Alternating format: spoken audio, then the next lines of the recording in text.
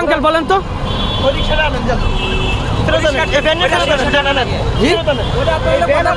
একজনে কয়টা ফিল হবে? আপনিও দাঁড়ান, আমিও দাঁড়াই। দাঁড়ান, আপনি এখানে দাঁড়ান, আমিও দাঁড়াই। আমার যদি ইমার্জেন্সি কয়টা নিবে বলেন? রিক্সা হাইওয়েতে নিষেধ আপনারা জানেন না? বলেন উনি একজনে কয়টা আটকাবে?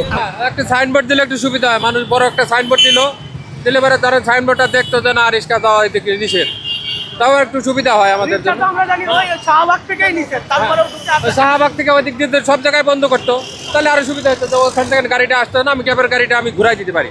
কিন্তু মেন রাস্তা দিয়ে চলে আসছে দেখেন। হ্যাঁ, এগুলো ঠেকানো কষ্টদায়ক। আপনাদের কথা না শোনার কারণ কি বলে মনে হয়? কি বলবো, কথা তো আর কয়জনের সাথে বলবো? একা মানুষ। এখন যে একজনের সাথে কথা বলতে আরেক দিক দিয়ে চলে যায়, ওটাই দেখা যায় ভাই আরেকটা চলে গেল, ওটা তো ঠেকাইতে পারলেন না। এখানে আপনার সাথে কথা বলতে বলতে আরেকটা ওইদিকে চলে যায়, আমি কেমনি কি করবো? আপনারা বলেন, আপনারা জানেন।